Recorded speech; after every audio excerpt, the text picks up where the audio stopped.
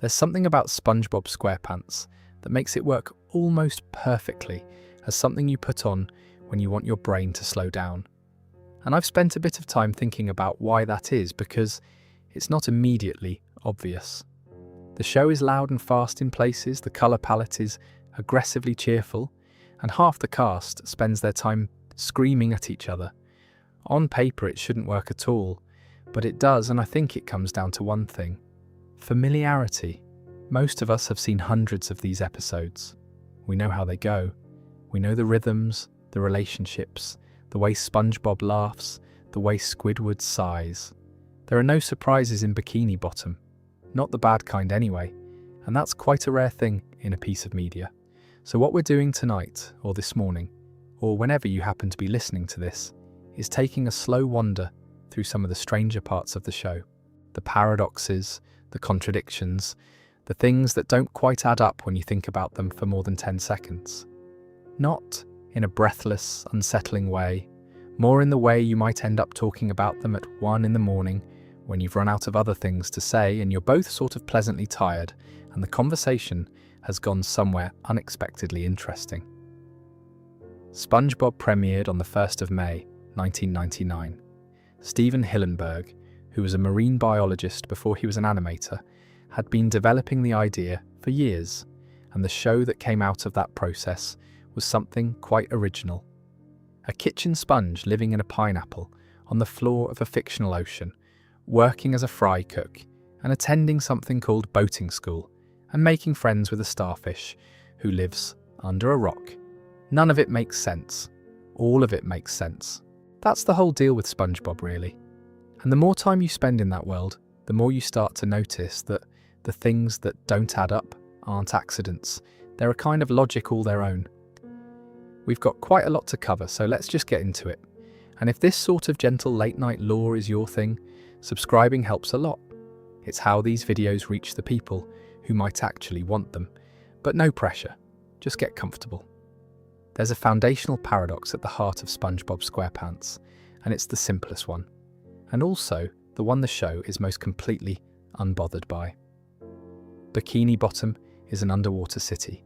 It sits on the floor of the ocean, beneath miles of seawater, and it also has fire.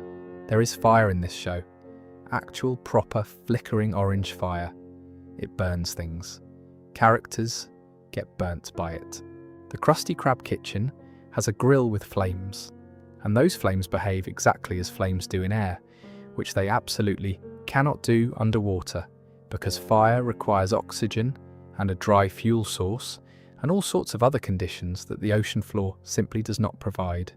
The show is entirely aware of this and has never once attempted to explain it. It just moves on. There's fire, there's also rain. Rain in an underwater city. This one is so absurd that it almost loops back around to making a kind of sense, because if you're underwater, you're already surrounded by water. So rain is sort of just more water arriving from a slightly different direction.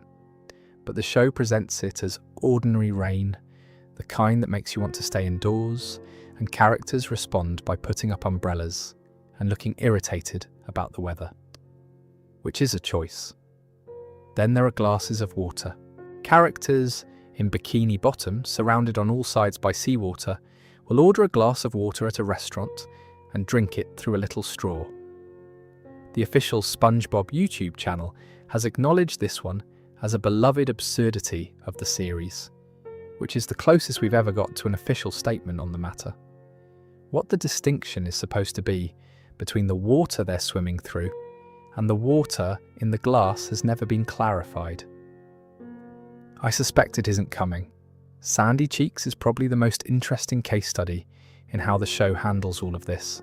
Sandy is a squirrel from Texas who lives in an airtight dome on the ocean floor, inside which he's built something approximating a land environment. There's a tree in there, a tire swing, and what appears to be actual weather at certain points. SpongeBob and Patrick need fish bowls full of water on their heads to visit her, because she needs air to breathe, and the dome is full of it. Sandy needs an air helmet when she leaves the dome, for the opposite reason. This is established clearly in the 3rd episode of the whole series, Tea at the Tree Dome, where SpongeBob and Patrick nearly dry out from lack of water during a visit. Patrick swallows his water helmet trying to eat it, which causes complications. The logic is, water for fish, air for squirrel, and never the two shall meet without appropriate headgear. And yet, across a truly enormous number of subsequent episodes, Sandy walks around Bikini Bottom without any helmet at all. She's just there, breathing apparently, talking, going to karate practice. The helmet appears and disappears based on whether the production remembered it that week, and at a certain point you stop waiting for an explanation and accept that Sandy's respiratory situation is contextual. Hillenburg spoke in interviews about some of the visual choices behind the show's world, and a few of them are quite lovely in a way that makes the contradictions easier to sit with. The flowers in the sky of Bikini Bottom, for instance. There's always a layer of colourful tropical flowers floating above the town, the way clouds float above a city on land. Hillenburg said he'd just come back from Tahiti and was influenced by the flora there, so he put flowers in the background. They function like clouds, emotionally and atmospherically, even though the show is underwater and clouds don't work like that. He didn't try to justify it, he put them there because they looked right. That's quite an elegant way to handle the broader problem of the show's physics. Hillenburg was a marine biologist. He knew the ocean in real, meaningful detail. He chose to ignore most of what he knew in the service of building a world that felt like a particular kind of cartoon. The fire and the rain and the glasses of water aren't oversights. They're a feature of that choice. The show is saying, this is an ocean, and also it isn't, and you're going to have to hold both of those things at once if you want to spend any time here. Most of us made that accommodation a very long time ago. The first time we saw SpongeBob fry something over actual flames, we probably didn't blink. Which says something interesting about how quickly a consistent internal illogic can make physical impossibilities feel normal. The show applies its own contradictions with enough regularity that they become their own kind of sense. A quiet agreement between the viewer and the cartoon, made very early on and never renegotiated. Here is something that sounds like it should be obvious, but actually repays a few minutes of thought. SpongeBob SquarePants is nominally a sea sponge. He is named after sea sponges. He lives in the ocean. His family surname is SquarePants, which is an unusual surname for any species, but it is at least a surname that acknowledges his shape. And his shape is the problem, because SpongeBob looks like a yellow rectangular kitchen cleaning sponge, which is not what sea sponges look like at all. Real sea sponges are asymmetrical, soft-bodied, and typically look a bit like someone dropped a natural rock formation in a bucket of brown or orange paint. They attach to surfaces, they filter water, and they are remarkably ancient organisms. Some species live for thousands of years. They don't have rectangular edges. They don't have holes arranged in a neat grid pattern. They don't wear square trousers or work as fry cooks or have extremely expressive facial features. Stephen Hillenburg addressed this directly, and the explanation is quite charming actually. His original comic book character, from a publication called The Intertidal Zone that he made during his time as a marine biology educator, was a sponge that looked like an actual sponge. A round, naturalistic, biologically reasonable sponge. When he came to develop the television series, he decided that a square synthetic kitchen sponge was funnier, and so SpongeBob became a synthetic sponge rather than a biological one. Hillenburg's explanation for this discrepancy: SpongeBob is just made of cellulose, but he has parents who are natural sponges. He got the square gene. That's the canon explanation. He got the square gene. His parents, Harold and Margaret SquarePants, do actually look like natural sponges when they appear in the show. They're oval, brownish pink, and textured in a way that suggests actual biological material. They look like things you'd find on a reef. Their sun looks like something you'd find under a kitchen sink. The show holds this without any apparent anxiety whatsoever. What makes this more interesting is that SpongeBob's sponge nature is inconsistent throughout, even within the terms of what the show establishes. He sometimes absorbs things in the way a sponge would. In certain episodes, he can stretch or compress his body, expand when he absorbs water, or be wrung out like a cloth. These moments happen when the gag calls for it. The rest of the time, he's simply a square person who happens to be yellow and porous. His crying is a good example of this inconsistency in miniature. When SpongeBob cries, which is quite often because he's an emotional character with a great deal of sensitivity about his friends and his job and his standing in the boating school hierarchy, sometimes the tears flow down his face. Normally, 2 streams of water tracking down his cheeks, the way any animated crying works. Other times, the tears form bubbles that float up and away from his face because he's underwater, and, in theory, liquids should behave differently in that environment. The show picks whichever version is funnier at any given moment. There is no rule about which one applies. He also has a nose, which is worth noting. Sea sponges don't have noses. They don't have faces at all in the conventional sense. SpongeBob has a nose, eyelashes, teeth, large expressive eyes and cheeks that can display a full range of emotion. These are not sponge features. They're human features mapped onto a sponge shape, and the effect is one of the show's most distinctive visual achievements because somehow it reads as coherent and even endearing rather than strange. There's also the question of what his paws actually do. They're visible on his surface, those little rectangular holes that give him his sponge appearance. Sometimes characters fall into them or hide in them, which implies they're properly deep. Sometimes they're just surface texture.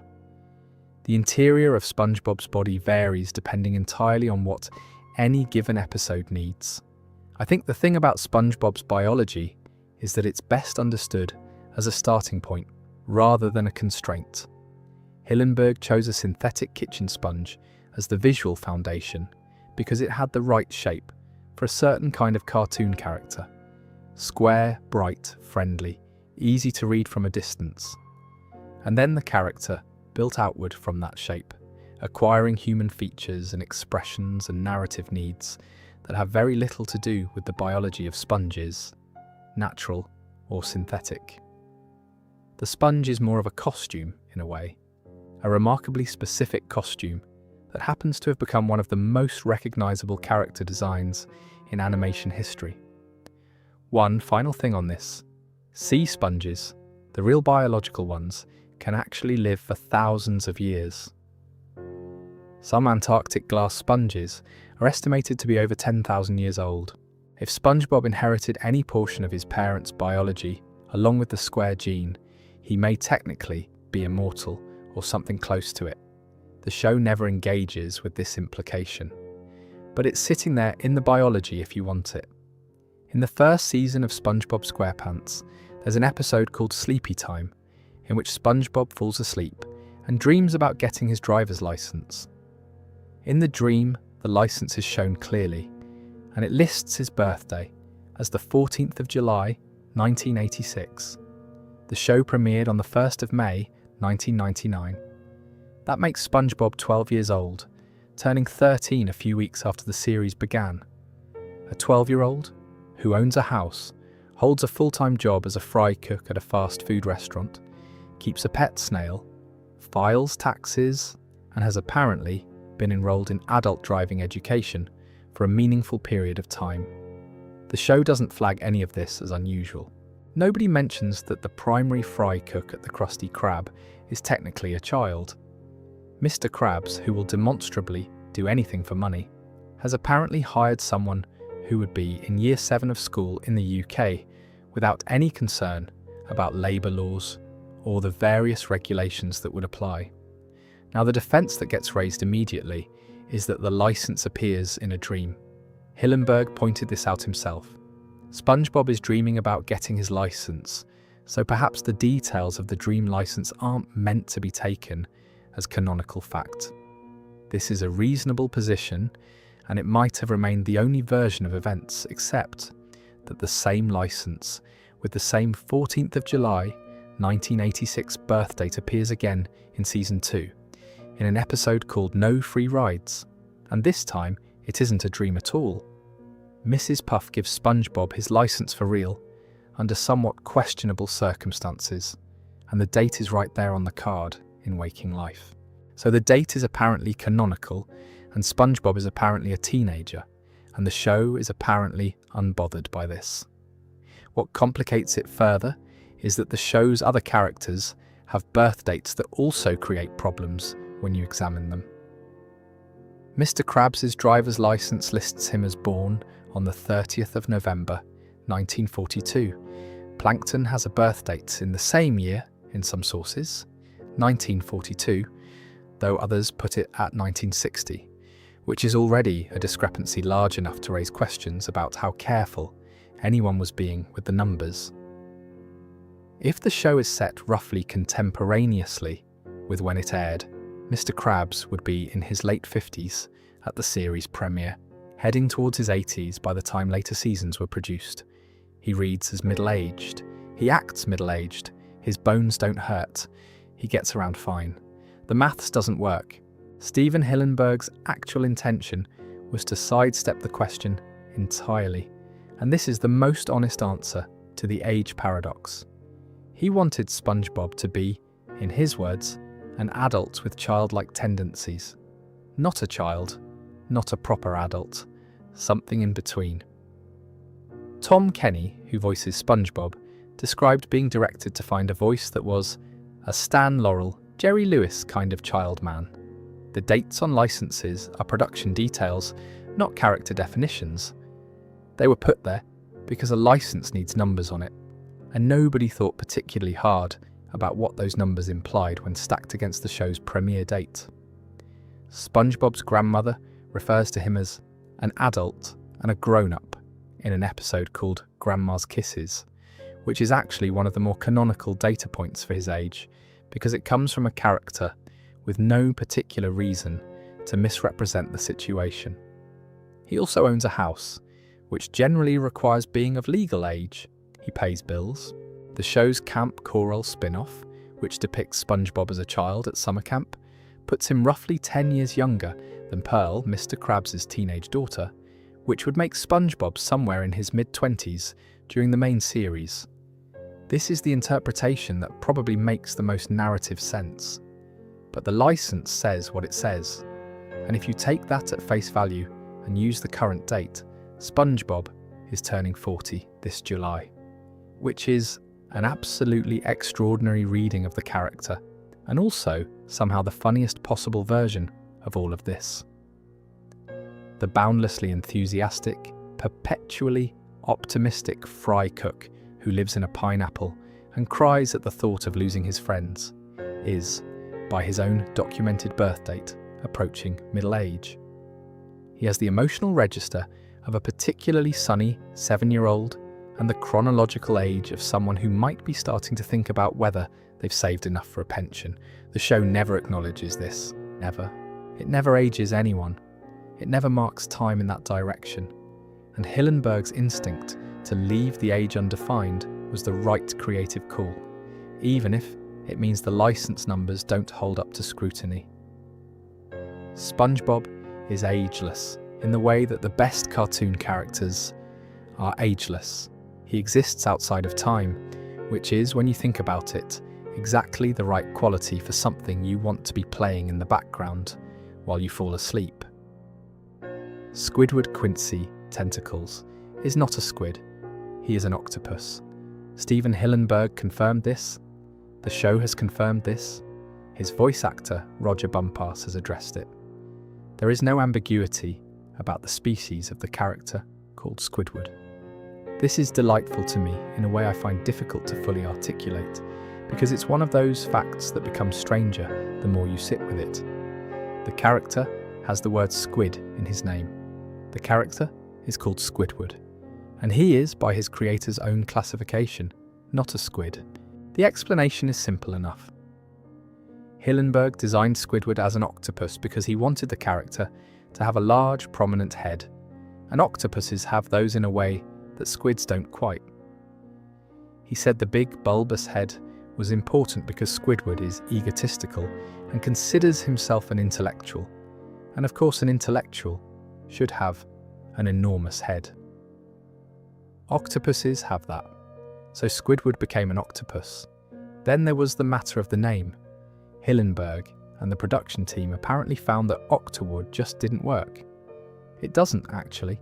Say it out loud. Octaward. Something about it sounds wrong in a way that Squidward doesn't. Squidward has a certain rhythm to it, a particular cadence that works both as a name and as a kind of sonic joke. It sounds slightly absurd in the right way. So the character became a squid by name and an octopus by design, and the show has been comfortable with this contradiction since 1999. There's also the tentacle count, which gets interesting. Real squids have 10 limbs. Real octopuses have 8. Squidward has 6, 2 arms and 4 legs. The animators made this choice because they felt giving him 8 limbs would look too heavy and visually cluttered. 6 was simpler and cleaner and easier to animate consistently. So Squidward is, by limb count, neither a squid nor an octopus. He's something in between, which has led some fans to categorise him simply as a cephalopod and leave it at that. He's been shown with 8 limbs in exactly 2 moments across the entire run of the series. One is a live-action sequence in an episode called Pressure from Season 2, where Sandy challenges the underwater characters to come to the surface, and everyone temporarily appears in their more biologically accurate forms. The other is a brief appearance in Season 9's Sold. In both cases, it's treated as something close to a novelty rather than a correction. He's been 6-limbed ever since. The episode Feral Friends, which aired in Season 11, takes this further. When a creature called Neptune's Moon turns all of Bikini Bottom's residents into their primal animal forms, Squidward becomes a giant Pacific octopus. He is explicitly called an octopus by name during this sequence. It's the closest the show has ever come to directly confirming the species classification on screen rather than in supplementary material. His name is still Squidward. It will always be Squidward.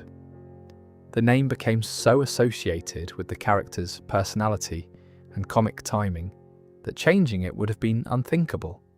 And at a certain point, the discrepancy between name and species became its own kind of joke, the kind that rewards viewers who know enough to notice it. There are also some wonderful details about his design that go underappreciated. The sound of his footsteps, that distinctive suction cup pulling off the floor sound, is produced by the show's Foley crew using hot water bottles. You'd never guess that from watching, but now you know it, and it's somehow exactly right.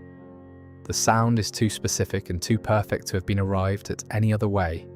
His clarinet playing is also technically wrong.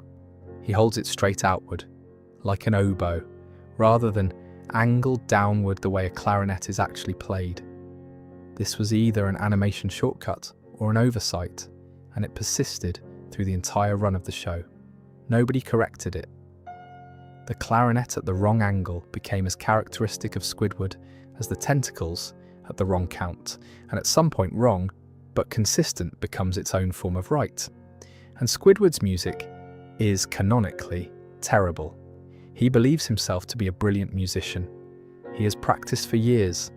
He has aspirations of professional performance and dreams of critical recognition. The show is absolutely consistent across hundreds of episodes that he is bad at the clarinet, and every character who hears him play confirms this immediately. His talent delusion is one of the show's most reliable comic foundations, and there's something quite melancholy about it that the show doesn't always engage with but is always there.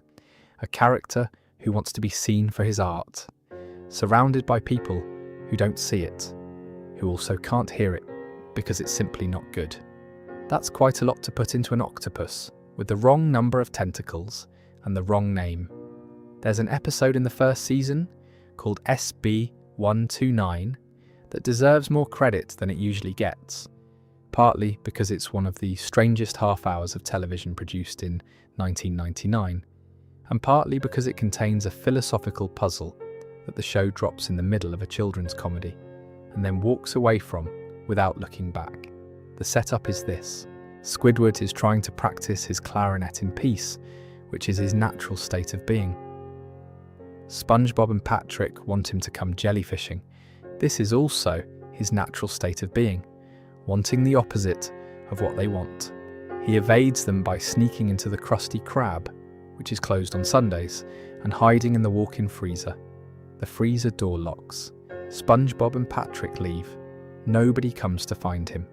2,000 years pass.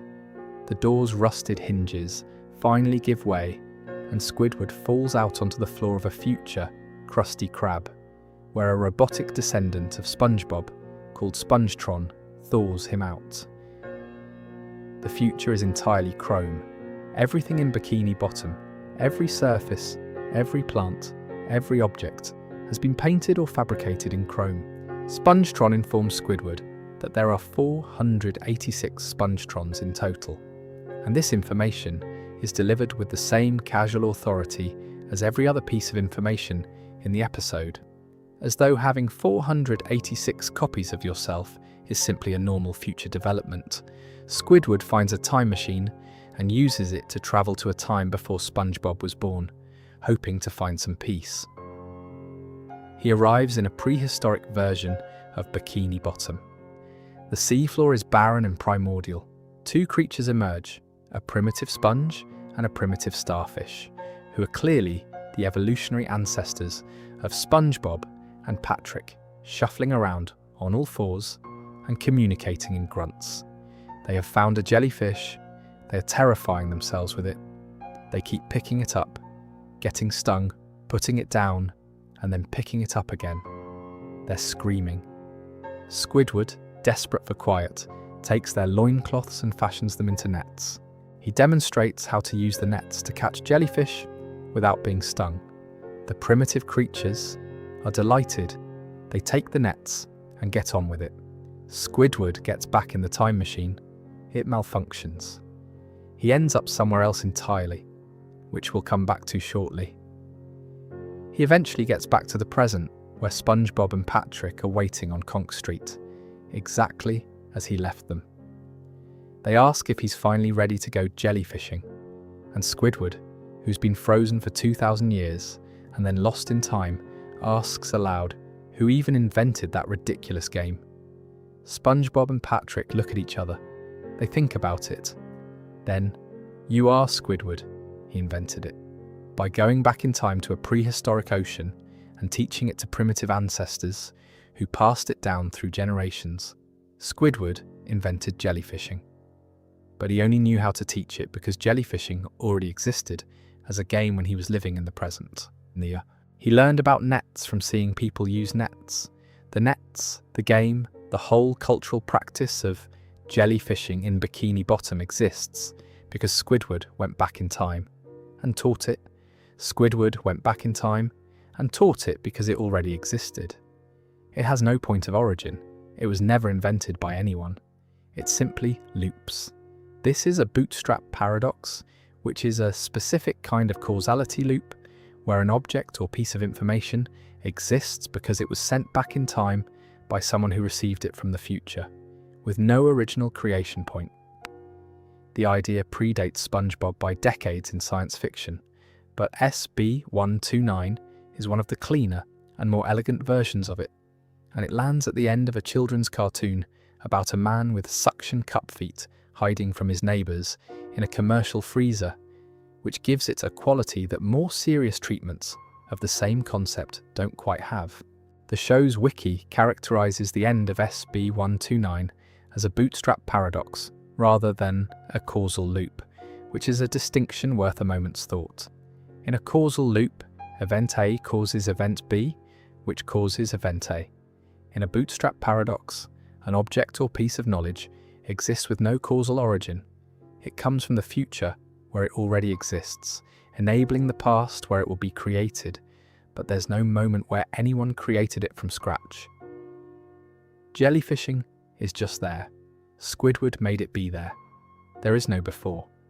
Squidward's final line before the credits is, "I'm going back." back where, presumably, to the void. And the void does deserve a moment of its own. In the middle of SB129, the time machine malfunctions. Squidward pulls the lever too hard, and something goes wrong, and the machine stops working in any normal directional sense, and instead deposits him somewhere else. A somewhere that the episode calls nowhere. What he finds there is this: white, infinite white, extending in every direction without any boundary or landmark or suggestion of edge. Floating through this white are large, flat, two-dimensional geometric rectangles. They drift like balloons. When Squidward touches one, it dissolves. Another drifts in and replaces it, and he touches that one too, and it dissolves as well. There is no floor precisely, though Squidward seems to be standing on something. There is no ceiling. There is no sound except for a low ambient hum, and eventually disembodied voices that begin to echo the word alone. Just alone. Repeated, stretched, layered over itself in a way that fills the white space with a kind of gentle, insistent loneliness. At first, Squidward is relieved. He's somewhere that SpongeBob isn't. That's all he's ever wanted.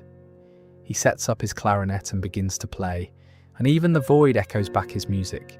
And for a brief moment, it seems like this might actually be fine. Then the voices start, and the echo adds a quality to being in the middle of nothing that is increasingly difficult to sit with. The infinity that seemed peaceful reveals itself as the kind of peaceful that starts to feel like its own form of pressure. He tries to run away from the void. There's a logic problem with this because running in an infinite, featureless space takes you back to exactly where you started, because there is no away in a space without edges or landmarks. He runs. He is in the same place. He runs again in a different direction. Same place. He stomps the floor in frustration and breaks through it, which reveals that the void has a floor you can break through, and underneath the floor is the time machine room, which is how he escapes. The show never explains what the void is. Not in this episode, not in any subsequent episode. It doesn't get a name or a category. The SpongeBob wiki suggests it might be an alternate dimension, a time warp, or the space between dimensions. Squidward himself calls it nowhere, which is probably the most accurate description available. A place that isn't a place, a somewhere that is fundamentally a something else. What I find interesting about this sequence, and I think interesting in more than just an analytical sense, is that it's one of the most abstractly surreal things that appeared in children's television in 1999. The drifting rectangles that dissolve on contact, the voices repeating a single word, the infinite white space, the paradox of running in a place where direction doesn't exist. These are aesthetic and philosophical choices that feel out of place in a cartoon about a fry cook and his starfish friend, and yet they feel completely right for SB129 specifically. The episode is already doing stranger things than most SpongeBob episodes. The void is the logical endpoint of how strange it's willing to get. There's also the emotional dimension of the sequence, which the show handles quite quietly. Squidward, who spends most of his time wanting to be away from SpongeBob and Patrick, discovers in the void what wanting to be away from everyone actually feels like when taken to its conclusion. He wanted peace and quiet. He got an infinity of it. And somewhere in that infinity, he admits it out loud. He misses Bikini Bottom. He misses his Easter Island head. He even misses SpongeBob. This is the character's most honest moment for quite a while, on either side of it. Stripped of everything, without an audience for his resentment, he finds out that his attachment to his neighbours, the attachment he performs such elaborate indifference towards, is real. The void does this by removing everything else. It's a nice piece of characterization tucked inside what is, ostensibly, a gag about a time machine malfunctioning. The episode came out in December 1999. The aesthetic it uses, infinite white space, objects that dissolve when touched, disembodied repetition of a single significant word would become a recognized visual language for internet-era surrealism and certain corners of experimental media over the following decade. Whether the void scene in SB129 contributed to that or was simply arriving at the same place independently is impossible to say. But it was there first in a Nickelodeon cartoon, before most of the people who would later find it influential had seen it. Bikini Atoll is a real place. It's a coral reef in the Marshall Islands, a small archipelago in the central Pacific Ocean, roughly halfway between Hawaii and Papua New Guinea. The islands are beautiful, low-lying, and ringed with the kind of clear blue water that appears in photographs of places you imagine you'll visit one day. The indigenous Marshallese people lived there for centuries before anyone in Washington paid attention to them. In 1946, the United States government began nuclear weapons testing at Bikini Atoll. They conducted 67 nuclear tests over the following 12 years, finishing in 1958. The most powerful of these, the Castle Bravo test in March 1954, was a thermonuclear device that turned out to be more than twice as powerful as expected. It destroyed 3 islands and irradiated the surrounding ocean and atmosphere. The indigenous population had been evacuated before the testing began, promised they could return when it was safe. Many never could. The islands remain contaminated. This is the real place beneath the fictional ocean, where SpongeBob makes Krabby Patties. SpongeBob SquarePants is named after this place. Bikini Bottom sits beneath Bikini Atoll. Tom Kenny, SpongeBob's voice actor, confirmed in 2015 that the show's setting is named after the atoll. This is not a theory. It's just true. The theory, which sits at the more interesting end of SpongeBob fan speculation, is the fan explanation for why this location produces the specific kind of world that SpongeBob depicts. The argument goes decades of nuclear testing at Bikini Atoll contaminated the surrounding ocean with radiation. That radiation caused mutations in the sea life in the area. Those mutations are why the creatures of Bikini Bottom are anthropomorphic, why they talk and build buildings and drive boats and attend educational institutions. They are, on this reading, the biological consequences of Cold War weapons testing. This theory was partially confirmed by Doug Lawrence, who has written for SpongeBob and voices Plankton in an interview with Esquire. His co-stars were discussing the theory, and Roger Bumpass, who voices Squidward, said he always liked it but assumed it wasn't true. Lawrence's response, "And that is true, that is absolutely true. That was part of the fun of it, was how far are we taking that concept?" So the nuclear origin is real, or at least was real, in the early development of the show.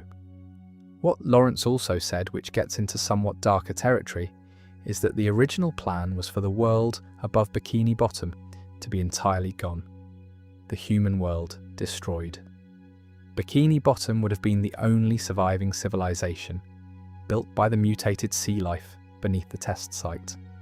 This was conceived very early in the show's development and scrapped before the series aired. You can see why it was scrapped. The show is produced has humans in it. David Hasselhoff appears as himself in the first movie. Tom Kenny, in his role as Patchy the Pirate, appears in live-action segments throughout multiple seasons. Human fishermen appear above the water in various episodes. The post-apocalyptic backstory doesn't fit the show that actually got made, but it lived in the DNA of the original concept, which is why a writer who worked on the show could confirm it as an influence. The explosion shapes in SpongeBob are worth noting here. When large explosions occur in Bikini Bottom, which happens with some regularity because cartoons are what they are, the shape of the explosion matches the distinctive mushroom cloud of an underwater nuclear detonation rather than the conventional above-ground mushroom cloud that most people picture when they think of atomic explosions. One of the actual Bikini Atoll test explosions, a test called Crossroads Baker in 1946, was was detonated underwater and produced exactly this shape. The photographs from that test are striking, and so is the echo of them in a children's cartoon set beneath the same atoll. Sandy cheeks fits into this theory in a way that's been noted by a lot of people over the years. Chipmunks were among the animals kept on small Navy vessels during the nuclear testing period. A chipmunk exposed to that radiation, if the mutation logic holds, might have developed in unusual directions. Sandy is unusually intelligent, unusually strong, and unusually adapted for underwater survival in a way that requires an entire dome full of equipment and oxygen. Her protective suit could be read as a kind of holdover from whatever protective circumstances her antecedents required near the test site. Her name too, Sandy Cheeks. An ocean floor in the wake of nuclear explosions would have an extraordinary amount of disturbed sand. That's a stretch, probably, but people have stretched it. SpongeBob SquarePants opens every episode, in its earlier seasons at least, with a voice. It's a French voice, warm and unhurried, with the particular cadence of someone who finds the ocean deeply fascinating and has devoted his life to explaining it to other people. The very first words spoken in the entire series, after the theme song, are, "Ah, the sea, so fascinating, so wonderful." Here we see Bikini Bottom, teeming with life, home to one of my favourite creatures, SpongeBob SquarePants. Yes, of course he lives in a pineapple, you silly. That last bit, you silly, is doing quite a lot of work. It establishes immediately that this isn't a neutral observer. This is someone with opinions and a certain affectionate condescension towards whoever might be watching. The voice is warm, but it's also a little amused by you, and that quality, that sense of someone who knows more than you and likes you anyway, is part of what makes the narration so pleasant to hear. In the original storyboards for Help Wanted, the first episode, this character is listed simply as Jacques Cousteau. Jacques-Yves Cousteau was a French marine researcher, oceanographer, and documentary filmmaker who became one of the most well-known science communicators of the 20th century. He co-invented the aqualung, developed the techniques for underwater documentary filmmaking, and spent decades producing films and television about the ocean. He also wore a distinctive red beanie. Hillenburg, who spent years as a marine biology educator before becoming an animator, considered Cousteau one of his primary inspirations. So the French narrator who opens SpongeBob episodes is, in Hillenburg's imagination, Jacques Cousteau, floating somewhere above Bikini Bottom with his camera equipment and his notebook, presenting the life of a particular kitchen sponge as though it were a wildlife documentary. This is charming in itself. What makes it stranger and more interesting is that the narrator isn't simply outside the show's world, observing from a documentary maker's distance. He's inside it. He exists within the same fictional reality as SpongeBob and Squidward and everyone else. Characters can respond to him. In mimic madness, SpongeBob begins imitating everyone around him and eventually turns his impression on the narrator himself, doing the French accent and the documentary-style narration. The real narrator, from wherever he's situated, tells SpongeBob directly to stop, because it's becoming very annoying. SpongeBob responds to him. They have a brief conversation. In that same episode, SpongeBob's impression of the narrator reveals what he looks like, because SpongeBob adopts the pose and appearance of the character he's imitating. Grey goatee, grey hair, the diving suit Hillenburg always imagined for him. When the narrator does appear visually, in the handful of episodes where he's shown on screen rather than simply heard, he's wearing an old-fashioned late 19th century diving suit. The kind with the round metal helmet and the leather suit. The kind that required someone on the surface to pump air down through a hose. It's the equipment of a very different era of ocean exploration, and it sits strangely on a character who's narrating a show set in an unspecified present day, but it also fits perfectly with the Jacques Cousteau inspiration, because it roots him in a history of people who went into the ocean before the technology made it easy. He also reads the time cards. 2 hours later, one eternity later, the next morning, next Tuesday. These are delivered in the same documentary tone as everything else, which gives even the stranger time cards a quality of sober authority. When the French narrator says, "one eternity later," with complete seriousness, something about the voice makes you half believe him. One more detail worth knowing. The French narrator is voiced by Tom Kenny. Tom Kenny is also the voice of SpongeBob, and Gary the Snail, and Patchy the Pirate, the live-action host character, and SpongeBob's father, Harold SquarePants. One person provides the voice of the show's central character, the show's meta-narrator, the show's live-action host, the show's pet snail, and the show's primary father figure. The range involved in this is, when you think about it, quite extraordinary. The French accent and the philosophical documentary cadence are entirely his own creation, developed in the same sessions where he was also doing the SpongeBob laugh. Cousteau's actual son, Jean-Michel Cousteau, appeared in a special feature on the first SpongeBob movie's DVD release, speaking about the real marine species that inspired the show's characters. It's the closest the show ever came to acknowledging the connection directly, and it's a lovely moment for anyone who knows to look for it. The Krabby Patty secret formula is the central MacGuffin of SpongeBob SquarePants. It is the thing that drives more episodes than anything else. It's what Plankton spends his entire existence trying to obtain. It's what Mr. Krabs protects with such obsessive intensity that he has, across the run of the series, sacrificed friendships, relationships, dignity, and at least one employee's well-being to keep it safe. The formula is kept in a glass bottle with a cork in it, in a safe, in the Krusty Krab. SpongeBob is the only one who knows the combination to the safe, and in a later episode, it's revealed that the combination is tied to one of his memories, involving Squidward, which is an odd choice, but also a very SpongeBob choice. The paradox of the formula is that it's been partially revealed so many times that calling it a secret at this point requires a fairly generous definition of the word. In Friend or Foe, from Season 5, the origin story of Krabs and Plankton's rivalry is finally laid out. They were childhood friends who both loved to cook, who together created the first Krabby Patty. When they argued over credit and ownership, the formula tore in half. Krabs got the useful part. Plankton's half said only that a pinch of chum should be included. That's why the chum bucket's food is inedible. Plankton literally received the single worst possible piece of the recipe. The Great Patty Caper from Season 7 reveals at least some of the additional ingredients when they're being transported by train, and SpongeBob is checking what's been packed: flour, barnacle shavings, salt, and turmeric. These are presented as known components. Multiple episodes confirm that love is one of the formula's ingredients. It's listed directly in Plankton's Army, mentioned again in Growth Spout, and included in the first SpongeBob film.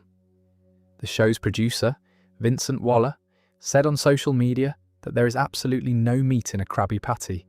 Several episodes directly and explicitly contradict this. This is the kind of behind-the-scenes clarification that creates more confusion than it resolves. In Krabby Road, the formula is shown on screen. The ingredients are written in complete gibberish, in an alphabet that doesn't correspond to any real language. Waller has confirmed this was deliberate. They didn't want anyone to be able to read the actual formula, which raises the question of whether there is an actual formula written down somewhere in the production files, or whether the secret formula has been, since the beginning, a structurally necessary blank that the show has been filling in with contradictory details for decades. What makes all of this stranger is that the Sponge on the Run movie, released in 2020, retroactively established that SpongeBob is the formula's actual creator, not Mr. Krabs. The Camp Corral spin-off reinforced this. In the new canonical version of events, the formula originated with SpongeBob, who at some point created it, and somehow it ended up in Krabs' possession. This doesn't fully reconcile with Friend or Foe, or with multiple other episodes. It's a retcon introduced by later productions that the original series didn't account for. Karen, Plankton's computer wife, has successfully decoded the formula twice. In Single Cell Anniversary, she analyzes a Krabby Patty and extracts the complete recipe. She explodes before Plankton can see it. In Lockdown for Love, she gets the formula again. She then erases it voluntarily after Plankton ruins their date with her. The complete Krabby Patty formula has therefore been in existence at least twice in the show's reality, destroyed both times by circumstances that were, in both cases, Plankton's fault. It's worth spending a moment with the Krusty Krab's physical design, which is quite clever in a way that mostly goes unnoticed. The building is shaped like a lobster trap. A real one, the restaurant that serves seafood, is shaped like the device used to catch seafood.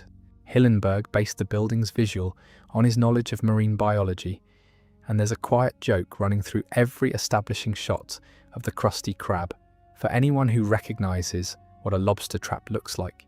The Krusty Krab is literally a trap.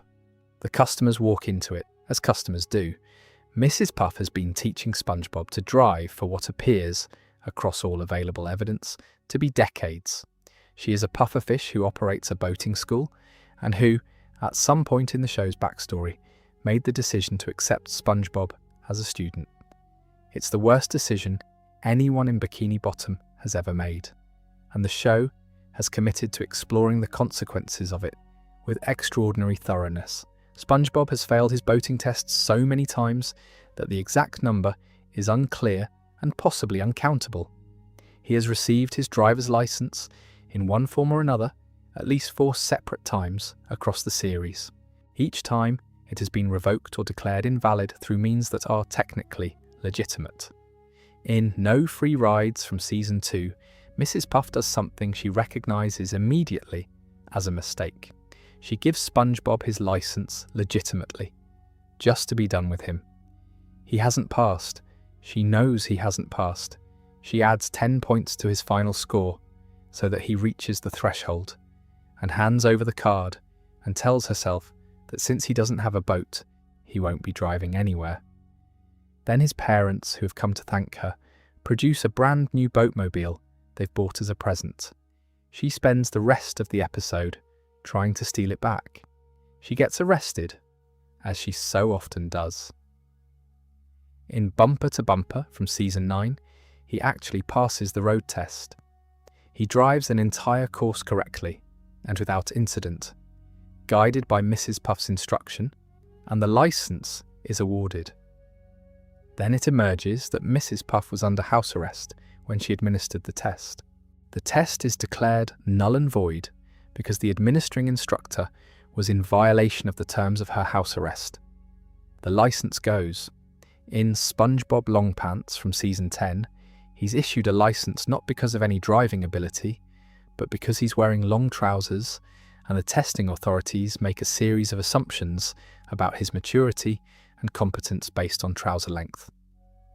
When he switches back to short trousers, which he does because the long trousers were causing problems, the license is revoked. There's also an episode where he gets a license from a different jurisdiction, written on a turnip, which is eaten by a foreign exchange student before anyone can use it. Mrs. Puff has been arrested and jailed as a direct consequence of SpongeBob's driving so many times that the prison authorities know her on sight. She has had complete mental and emotional breakdowns. She is plotted against him in ways that would be deeply alarming if the show presented them as anything other than a comedy of desperation. There is an episode called Doing Time from Season 3 in which she's in prison, seemingly not for the first time, and imagines alternative realities where she is free, only for SpongeBob to appear in each one and cause a disaster. The show holds the horror of her situation at exactly the right comedic distance that it remains funny rather than distressing, and this is a difficult balance to maintain for multiple seasons. Her inflation ability, which is what a pufferfish does under stress, is also inconsistently deployed. She inflates when frightened or shocked. Sometimes she inflates dramatically, becoming enormous. Sometimes she barely inflates at all. There's no consistent rule about how much stress triggers a full inflation. The show uses it when it's useful and sets it aside when it isn't. What's quietly interesting about the Mrs. Puff situation, taken as a whole, is what it implies about SpongeBob. He can cook at a professional level with evident skill and genuine artistry. He's an excellent jellyfisher. He can tie complex knots. He is physically capable and emotionally resilient and almost universally competent at the things he puts his mind to. And yet, in a boat, something goes wrong. He becomes catastrophic. The driving test is the one thing he cannot do, despite being able to do almost everything else. The show never fully explains why. It's just the shape of his character, a person with one absolute limitation, surrounded by unlimited ability everywhere else. Mrs. Puff teaches him anyway, every time. That's either admirable persistence or the result of forces neither of them can control, and the show seems happy to leave which one. It is quite ambiguous. Mr. Krabs' driver's license, glimpsed during Sleepy Time in Season 1, lists his birthday as the 30th of November, 1942. If the show is set approximately when it was airing, that makes him somewhere in his late 50s at the series premiere and approaching his 80s now. He doesn't seem it. He moves quickly, fights when he needs to, has a strong physical presence, and responds to the world with the energy of a man in his 40s, rather than one considering retirement. This is the same arithmetic problem we've already seen with SpongeBob's birth date.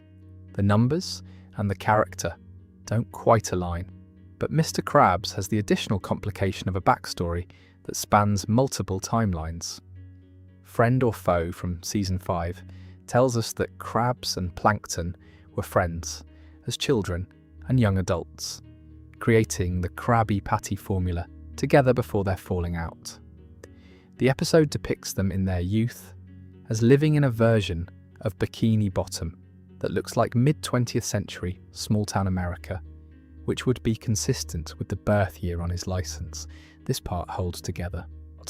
Then there are the Navy flashbacks, which place Krabs in active military service at some point, and a license from his naval period shows a younger version of the character in uniform. What makes the chronology difficult is that Pearl, Mr. Krabs' daughter, is a teenage whale. She turns 16 in one episode. SpongeBob's grandmother refers to SpongeBob as older than Pearl, which places him as at least in his late teens during the main series. If Pearl is 16 and SpongeBob is a few years older, then SpongeBob is probably in his early 20s, which makes the Krusty Krab employment plausible. And if SpongeBob's early 20s correspond to the show's premiere in 1999, then Krabs being in his mid to late 50s by that point is actually not completely impossible, depending on how old Pearl's mother was and when Pearl was born. This calculation works until you try to reconcile it with the license date, and then it stops working. Pearl's mother is never mentioned or explained. Mr. Krabs is a crab. Pearl is a sperm whale. Sperm whales are substantially larger than crabs, and the show acknowledges this in Pearl's design by making her visually enormous compared to her father. How a crab fathers a sperm whale has never been addressed in any episode of SpongeBob SquarePants. The show has no explanation for it. Pearl's mother, whatever her species, is simply absent, and the genetic arithmetic of the situation is left entirely to the viewer's imagination. Hillenburg apparently based Mr. Krabs on a real person from his own life. He had a summer job as a teenager working at a lobster restaurant in Maine, and the owner of that restaurant was someone who reminded Hillenburg of a pirate. A strong Maine accent, a certain theatrical energy, a very particular relationship with money. I added the cheap part to give him more personality, Hillenburg said in an interview with the mini page. The main pirate became a crab, and the crab became Mr. Krabs.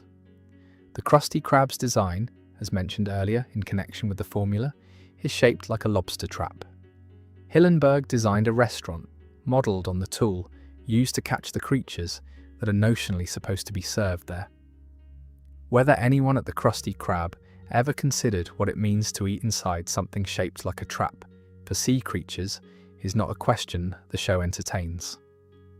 Mr. Krabs' relationship with money deserves a paragraph on its own, not to dissect it, but just to note how consistent it is across the show's entire run. He will sell SpongeBob, emotionally and occasionally literally, for amounts ranging from $1 to one shiny dime, which is the famous example from Can You Spare a Dime in Season 3, where he and Squidward have a breakdown-level argument over a missing dime that turns out to have been on his person the whole time. He will spend lavishly when he believes spending lavishly serves his interests. He will refuse to pay a cent for anything he thinks he can avoid paying for. He stole the secret ingredient in patty caper rather than pay the delivery fee of $1.99. The consistency of his character across 25 years of television is one of the show's quiet achievements. Gary the snail meows. He is a snail, and he meows like a cat, which is apparently how the internal taxonomy of Bikini Bottom works. Snails are to fish as cats are to humans, and Patrick's pet worm, Larry, functions as a dog. This is never established as a rule, it simply operates as one.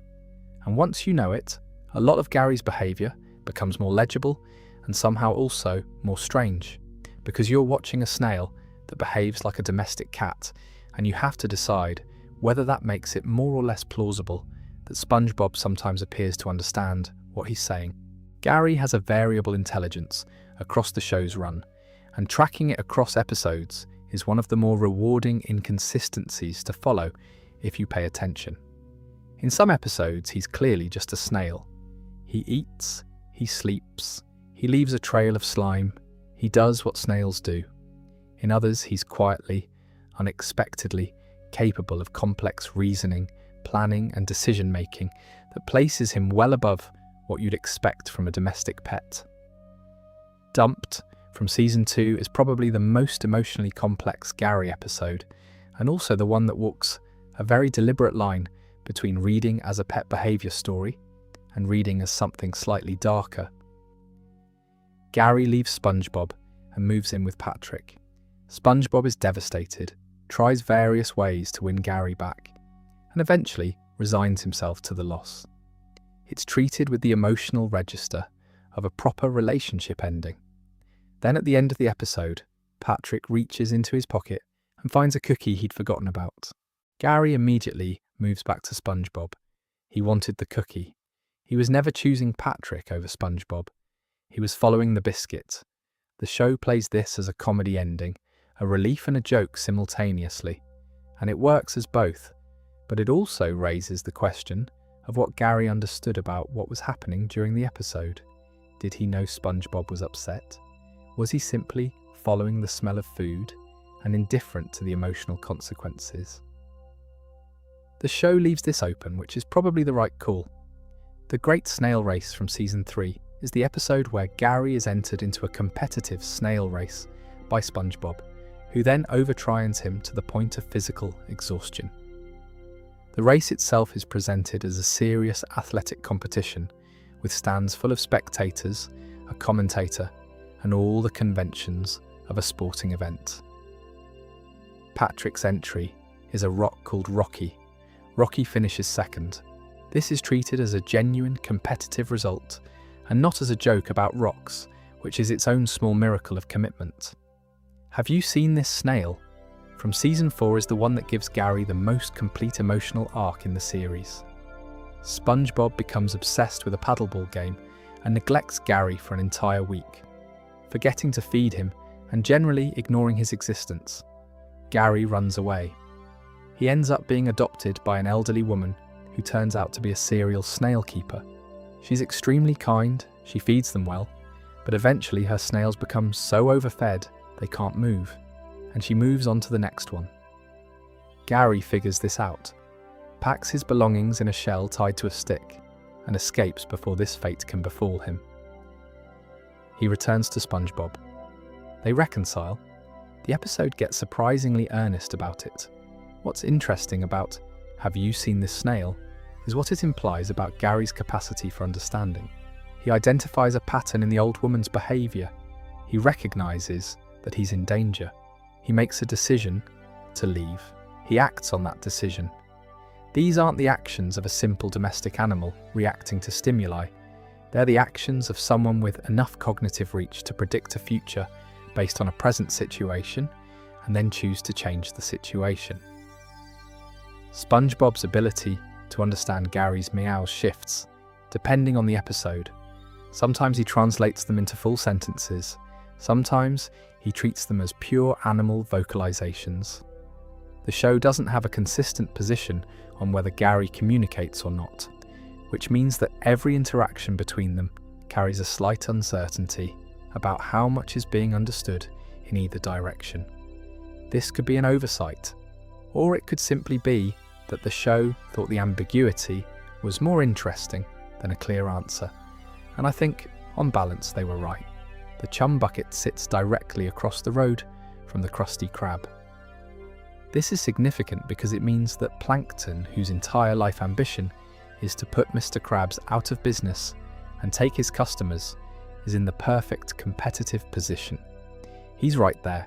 You walk out of the Krusty Krab, cross the street, and there he is. You could patronise either restaurant without changing anything about your commute.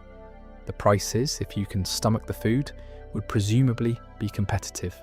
Plankton has every structural advantage that location in a competitive market can provide. The chum bucket is always empty.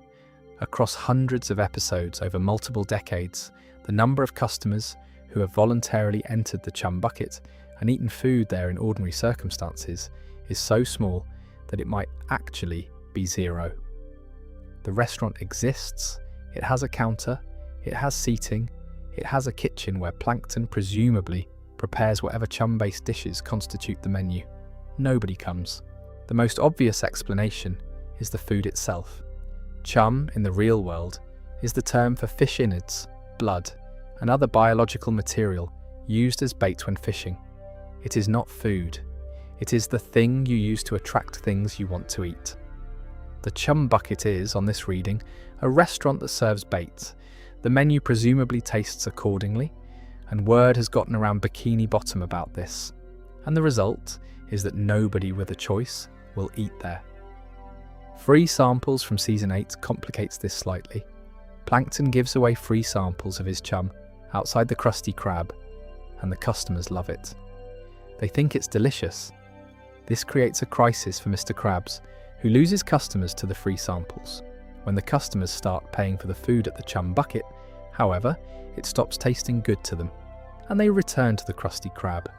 The episode implies that the food might actually be fine, but that the psychological context of paying for chum makes it taste worse. This is a more nuanced reading of the chum bucket's failures than most episodes bother with, and it's an interesting one. Mr. Krabs' characterization as an employer is its own small inconsistency. In some episodes, he's presented as someone who would sell SpongeBob into indentured servitude for pocket change, and who treats his employees with a kind of exploitation that the show plays for comedy, but which is fairly bleak. In others, the Krusty Krab feels like a family, and Mr. Krabs' affection for SpongeBob in particular is evident and real. The show holds both versions of him simultaneously without trying to reconcile them, partly because the character's greed and his genuine fondness for his fry cook are both real, and the balance between them shifts based on what the episode needs. There's also the question of what SpongeBob is paid. The show implies he doesn't earn much. There are episodes where he's worked for free or for fractions of a dollar, or where Mr. Krabs has found ways to recoup his wages through creative accounting. And yet SpongeBob lives independently, owns a house, maintains a pet, and doesn't appear to be in financial distress. The economics of his life don't quite add up when you try to calculate them, but they don't need to, because the show isn't about the economics, It's about the work itself. SpongeBob loves making Krabby Patties. The financial terms are incidental. The job is what matters. There are episodes where the Krusty Krab is entirely empty, no customers, a desolate restaurant with Squidward looking bored at the cash register and SpongeBob doing something in the kitchen. And then there are episodes where it's packed, where customers are queuing out the door, where the pressure to keep up with orders is creating genuine work for everyone. The patronage of the Krusty Krab seems to fluctuate with the needs of the plot rather than reflecting any consistent, underlying demand. Across the road, the chum bucket remains empty in either case. SpongeBob lives in a pineapple. This is the first and perhaps most fundamental piece of information the show gives you about him. Here is Bikini Bottom. Here is the ocean floor. Here is a pineapple. He lives in it. Pineapples grow in tropical and subtropical climates on land. They are not a marine fruit. They don't occur naturally on ocean floors. They don't grow underwater. There is no biological or botanical mechanism by which a pineapple would appear on the floor of the Pacific Ocean. And yet, there it is on Conch Street, between Squidward's Easter Island head and Patrick's Rock, perfectly domesticated and equipped with windows and a chimney and what appears to be functional plumbing. The show addressed this directly, in its own way, in a first season episode called Home Sweet Pineapple. Nematodes appear and eat SpongeBob's house. The entire pineapple, consumed until only a tiny seed remains on the ground. SpongeBob is devastated in a way that's quite affecting, because the pineapple isn't just a house to him, it's his pineapple, the specific one, the one he's always lived in. He and Gary spend the night outside, exposed to the elements, and SpongeBob goes to sleep holding the seed. By morning, a new full-size pineapple has grown from it overnight. This resolves the immediate plot problem, and simultaneously makes the situation considerably more mysterious. The pineapple can regenerate from a seed in one night. It has a biological cycle. It's a living thing with reproductive capabilities, but it's also a house with furniture inside it, and all of SpongeBob's possessions somehow reappear along with the structure when the new one grows. The episode doesn't explain any of this. It just ends with SpongeBob happy in his renewed pineapple and Gary looking satisfied. The interior of the pineapple is also substantially larger than the exterior would allow. This is cartoon logic that applies to a lot of characters' homes in SpongeBob, but the pineapple is the most extreme case. There's a living room, a kitchen, a bedroom, a bathroom, a room for Gary, a garage in some episodes, a library in others, and enough spare space that various parties and gatherings have been held inside. The exterior is a single large pineapple. The interior is a multi-room house. The architectural logic is firmly in the cartoon tradition of interior spaces being as large as the story requires them to be. Patrick lives under a rock. His rock has no visible entrance. Patrick lifts it from underneath to go in and out. The interior of the rock, when shown, is a fully furnished living room with a television, a couch, and a kitchen in some episodes. How any of this fits under a rock is not explained, and the rock doesn't appear to have any of the structural properties that would allow it to contain a furnished living space without collapsing, but there it is. Squidward's home is a moai, a large stone Easter Island head, sitting on Conch Street in an underwater city in the Marshall Islands. The moai are memorial monuments built by the Rapa Nui people of Easter Island, which is in the South Pacific, thousands of miles from Bikini Atoll. There is no reason for one to be in Bikini Bottom. The show doesn't provide one. It's just there because Hillenburg thought it was right for the character. An enormous stone head that looks vaguely self-important for an occupant who is enormously self-important. The visual logic makes complete sense. The geographical logic doesn't exist.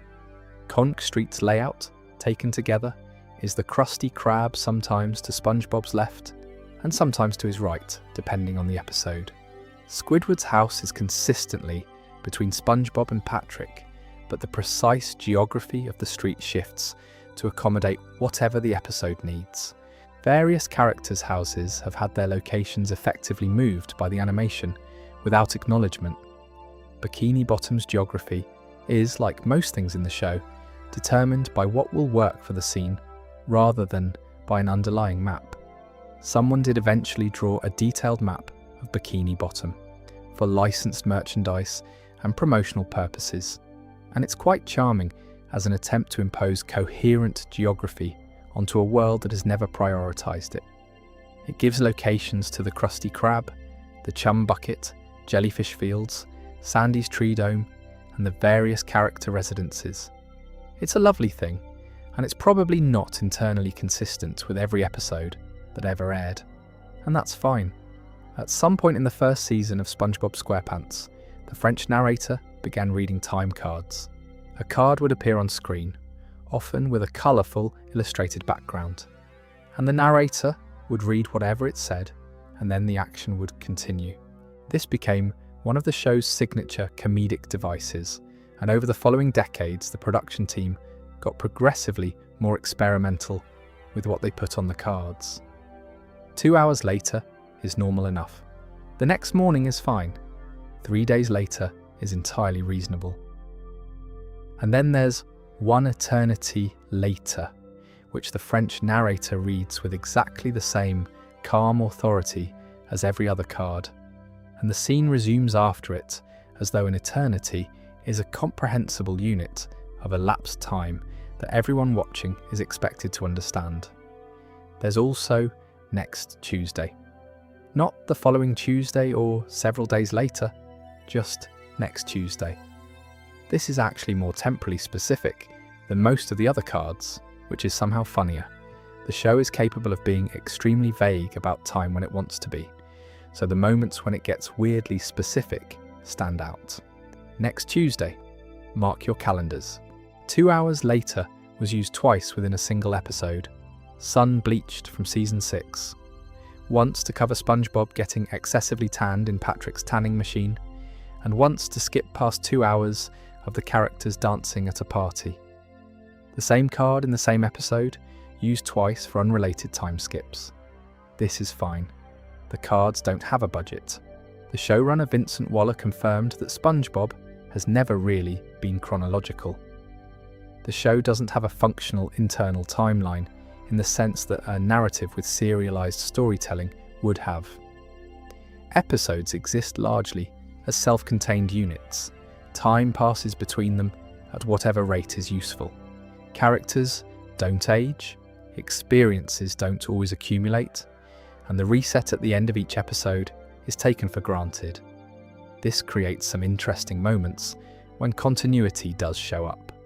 SpongeBob once references having the suds in a later episode, clearly meaning the illness depicted in Suds from season 1.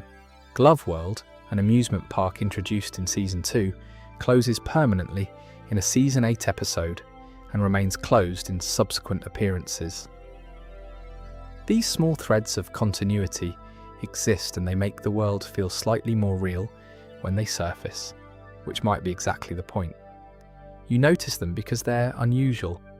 The more significant continuity problem is Scooter, a background fish character who dies on screen and goes to heaven in Bubble Buddy from season 2. He appears alive and well in later episodes without explanation. The show's position on character death has always been flexible. The Flying Dutchman is a ghost, which implies death is real and permanent in Bikini Bottom, and yet characters survive things that should be fatal, and characters who die come back with no comment. The show treats death in the same way it treats most things, as a tool that's available when it's useful and set aside when it isn't. What's interesting about the floating timeline as a creative choice is how naturally it fits with the show's emotional architecture. SpongeBob doesn't change. He doesn't grow. He doesn't become more mature or more capable or more cynical. He is the same fundamentally optimistic, enthusiastic, emotionally responsive person in season 13 that he was in season 1. This is sometimes read as a limitation of the format, but it's also a feature. SpongeBob is outside of time. in the way all the best comedy characters are outside of time. He exists in a perpetual present that contains all the specific things that make him who he is, and nothing alters those things, and that permanence is part of what makes him comforting to spend time with. The time cards are part of the same logic. Time passes in SpongeBob not on a clock or a calendar, but through narrative necessity. An eternity can pass between scenes if the joke requires it. 2 hours can pass twice in the same episode. Sin. Next Tuesday can arrive on demand. The show is working in a kind of time that's native to how stories feel, rather than how time actually moves. And the narrator reads the cards the same way, regardless. Because in Bikini Bottom, these are just ordinary intervals, and none of them are more or less real than any other. Plankton is, depending on the episode, either microscopic or approximately the size of a thumb. His size varies throughout the series in the way that several characters' sizes do, but Plankton's is the most extreme because he's introduced as tiny, a single-celled organism by some descriptions, and then appears in other episodes as large enough to be seen clearly across a room and to interact with objects in a way that implies a physical scale significantly bigger than a single cell. He is married to Karen, a sentient computer who exists as a monitor on wheels. Karen is voiced by Jill Talley. Jill Talley is married to Tom Kenny, who voices SpongeBob. So the voice of SpongeBob is married in real life to the voice of Plankton's computer wife, which means that Tom Kenny, at work, is often in scenes with the voice of his actual wife, doing comedy about a villain's fractious marriage. This feels like it should be more widely known than it is. Karen is frequently more competent than Plankton, and frequently tells him so. She helps him develop plans for stealing the formula, analyses the problem from multiple angles, suggests approaches he ignores, and generally functions as the intellectual backbone of an operation that Plankton nominally leads. He doesn't listen to her enough. She has pointed this out. Their marriage contains the same dynamic as any partnership where one person is considerably better at the shared project than the other, and has made a kind of peace with that. Plankton's army from season 3 reveals that Plankton has an enormous extended family. They're summoned to help him steal the formula, and they turn out to be a very large collection of tiny identical Planktons with names and a definite sense of shared family identity. They also all live in a redneck barn situation, which is a choice the show makes with considerable commitment. This is the episode where Squidward accidentally reveals to Plankton that the formula is kept under Crab's mattress, which is not actually true, but causes several more episodes of trouble anyway. Plankton's actual closest approach to success came in the first SpongeBob SquarePants movie, released in 2004.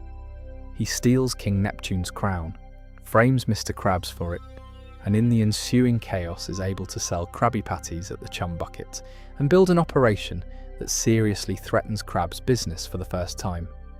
He mind controls most of Bikini Bottom. He's essentially won. The reveal, when it comes, is that the secret formula was in the glass bottle Plankton has been carrying with him, essentially the entire series. The formula he spent his whole life trying to steal was always right there with him. He simply never looked inside the bottle. It's a gut punch joke that works on multiple levels. It confirms that the formula exists in physical form. It implies that all of his scheming was unnecessary, and it raises the question of how long he's been unknowingly in possession of the thing he wants most. This is the closest SpongeBob comes to a properly existential joke. The thing you want is already yours and you don't know because you haven't looked. It's a bit bleak if you let it sit. The show doesn't let it sit. The movie resolves everything and Plankton goes back to being the regular villain in subsequent media, and the formula goes back in its safe, and the whole cycle continues. Karen has successfully decoded the formula in full on 2 separate occasions. Both times, Plankton never got to see it. The show finds new and specific ways to prevent him from succeeding each time, and the consistency of his failure is so total that it begins to feel less like incompetence and more like fate. He's the antagonist. He can't win. This is true even when he does everything right. It's a constraint built into the structure of the show, and Plankton, if he could step outside his own narrative, would probably recognise it. Since we talked earlier about the Krusty Krab being shaped like a lobster trap, there's a natural counter-image in the chum bucket, a large metal bucket with a handle. The Krusty Krab looks like something designed to catch sea creatures.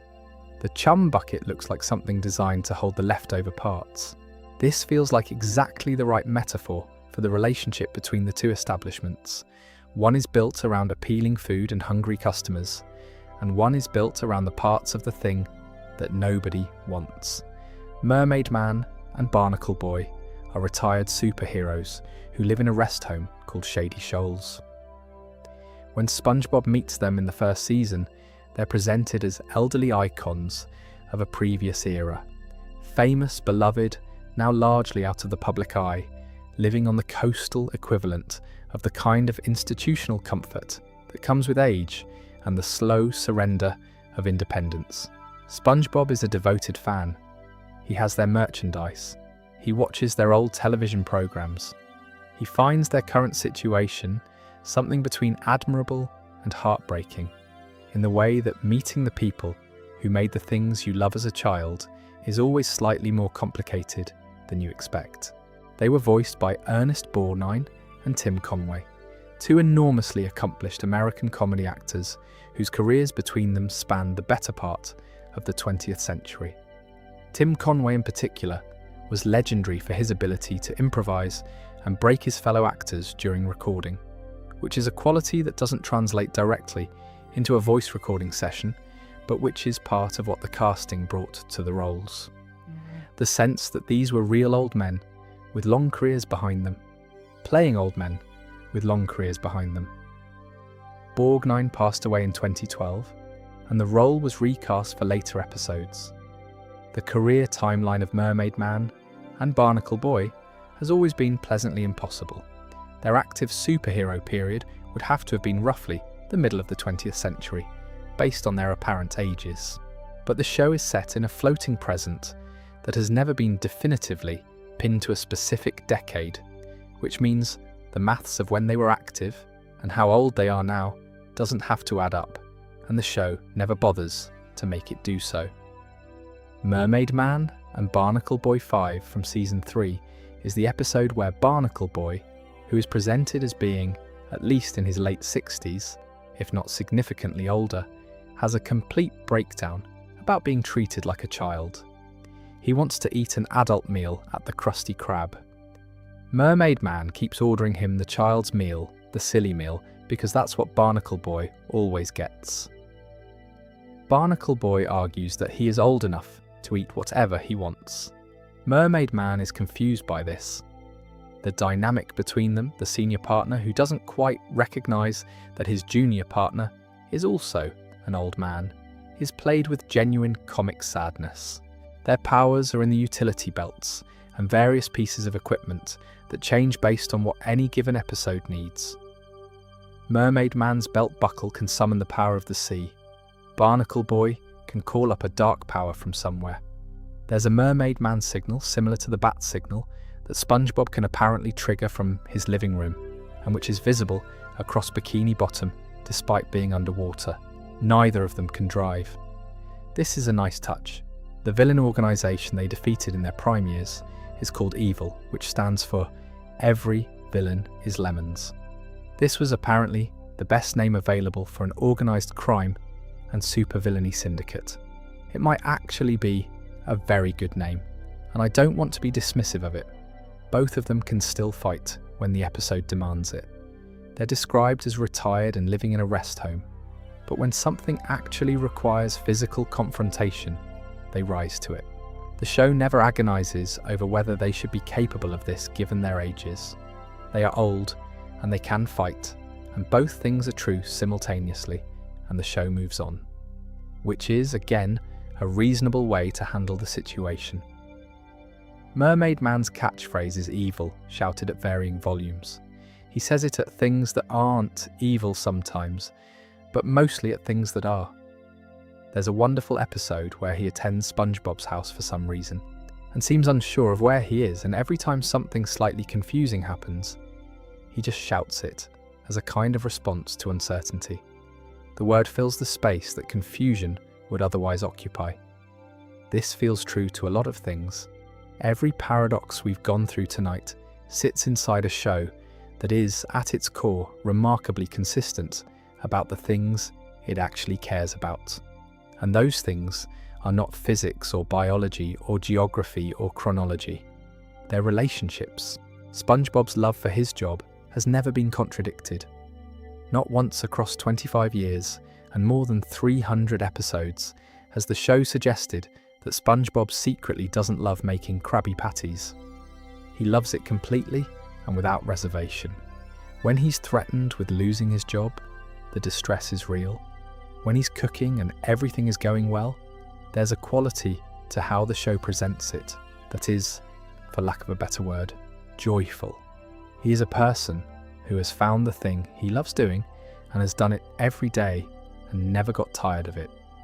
This is extremely rare in fiction and in life, and the show treats it as his defining characteristic throughout its entire run. His friendship with Patrick is the emotional constant of the show. It's also a strange friendship when you step back and look at it, because Patrick is not reliably helpful, not particularly intelligent in a conventional sense, and sometimes actively harmful to SpongeBob's interests. There are episodes where Patrick says something cruel without meaning to, or does something that causes real harm, or fails to understand a situation in a way that makes things worse. And then, in the next episode, or the one after, they're best friends again, going jellyfishing, building sandcastles, being the specific kind of comfortable with each other that only comes from a long shared history. The friendship is more realistic in its texture than it sometimes gets credit for. It contains all the things real friendships contain, including the moments that don't reflect well on either party, and it persists through them. Gary is always loved and always returns. This is perhaps the simplest through line in the whole show. Whatever else happens, SpongeBob loves his snail. Gary is treated well and goes home and is taken care of. In Have You Seen This Snail?, when Gary runs away, SpongeBob's panic and grief are played as real, and the resolution is properly warm. There are no episodes where SpongeBob stops caring about Gary. The snail is always important. Squidward's hidden affection for SpongeBob, mentioned during the Void sequence in SB-129, is a thread that runs quietly through the entire series. He says he can't stand SpongeBob. He says it constantly and at some length. And then, at various points when his pretenses are stripped away by extreme circumstance, something else emerges. He was about to go to a party in a Christmas episode and turned back when he saw SpongeBob sitting alone. There are moments, scattered across seasons, where he just does something kind for SpongeBob without any particular explanation, and the show doesn't make a production of it, it just lets it sit there and moves on. Sandy's scientific competence has also never been contradicted. She is always the most technically capable character in Bikini Bottom. She invents things, she understands things, she is stronger and more academically accomplished than everyone around her. She's from Texas and she's proud of it. These things are consistent across every season. Stephen Hillenburg died on the 26th of November, 2018. He was 57 years old. He'd been diagnosed with ALS the previous year and had said publicly that he intended to keep working for as long as he was able. He was, by most accounts, exactly the kind of person his show suggested he might be, someone who found the thing he loved doing and did it with complete attention, who brought his knowledge of the ocean into his work and who cared about the characters he created with something that looked from the outside like genuine affection. The world he built is impossible and internally inconsistent, and lit by underwater fire and populated by an octopus with the wrong name, and a squirrel in a dome, and a sponge who can't drive. And yet it holds. It holds because the things that make it hold are not physics or geography or the correct number of tentacles. They're trust and friendship, and the specific love of doing one thing extremely well and never, across any amount of time or any number of episodes, getting tired of it. That's the actual paradox of SpongeBob SquarePants, maybe. That a world this impossible should feel this much like home. The Flying Dutchman is a ghost. He appears in the 3rd episode of Season 1, Scaredy Pants, which is the show's first Halloween episode, and he's been a recurring presence ever since. He's enormous, green, translucent where the light catches him right, and he wears a hat with a tall crown and a coat that trails off into a ghostly tail rather than legs. He is the ghost of a sailor who died at sea, and his name comes from the legend of the Flying Dutchman, a phantom ship condemned to sail the oceans for eternity, which is one of the oldest nautical ghost stories in European maritime folklore. His presence in Bikini Bottom raises a number of questions about how death actually works in this world. He's a ghost, which means at some point he died. He lives in an underwater world populated by creatures who are also, in their own way, deceased things by most biological definitions. They're sea creatures who have somehow transcended their original natures. The Flying Dutchman seems to have done the same thing in reverse. A land creature who ended up permanently in the ocean through death rather than mutation. His particular obsession is scaring people, which is what the legend of the Flying Dutchman is mostly about. He appears without warning, he makes frightening sounds, he expects to terrify everyone who sees him. This works less well on SpongeBob than on most people, partly because SpongeBob's default emotional register doesn't run to fear, and partly because once you've established a relationship with someone, it's difficult to maintain the full terror of an unexpected haunting. The Flying Dutchman has, across multiple episodes, become something between a recurring antagonist and a reluctant acquaintance of SpongeBob's. He doesn't seem to enjoy this situation. He also has what might be Bikini Bottom's only clearly established relationship with the afterlife. In his appearances, he makes references to souls and the fate of the dead with a certainty that implies direct knowledge. He can apparently grant eternal life in some circumstances, as in an episode where he tries various ways to make SpongeBob fear him and offers eternal youth in exchange for SpongeBob's soul. Whether he can actually deliver on this is never really tested. He seems to have the authority, but his practical powers fluctuate in the familiar way of SpongeBob's character's abilities. The show's relationship with death, more broadly, is fascinating to try to track. Characters die on screen and return in later episodes, like Scooter mentioned earlier. Buildings are destroyed and rebuilt overnight. People are apparently vaporized and come back. The world of Bikini Bottom has a kind of resilience to permanent loss that's characteristic of cartoons and that makes it safe to watch in a low-stakes way. Things end, and then they don't stay ended. And yet the Flying Dutchman is real and permanent. He died and became something else, and that something else is what he remains. He's the most direct evidence the show offers that death in Bikini Bottom is a genuine state that produces lasting consequences, even if most characters seem to sidestep those consequences through cartoon logic. He's the exception that defines the rule. He didn't come back, he didn't reset, he became the Dutchman, and that's what he is now. There's a quiet comedy to him that the show gets right consistently. He's supposed to be the most frightening thing in the ocean. He has millennia of practice at being terrifying, and he keeps running into a sea sponge who thinks they're friends. The Dutchman's frustration with this, his genuine desire to be properly feared, combined with his inability to make SpongeBob afraid of him, is one of the show's better running gags. He's a monster who can't find anyone to be monstrous towards, stuck haunting an ocean full of people who either aren't frightened of him or who have, through exposure, simply got used to him. He also keeps his soul collection in a bag. The bag is enormous and he carries it everywhere. Occasionally it opens and various souls drift out, and he has to collect them again. This detail has always charmed me. The immortal terror of the seas also has to do his own filing. Needs review. In Season 2, there's an episode called Frankendoodle, in which an artist in a rowboat above the ocean accidentally drops his magic pencil into the sea.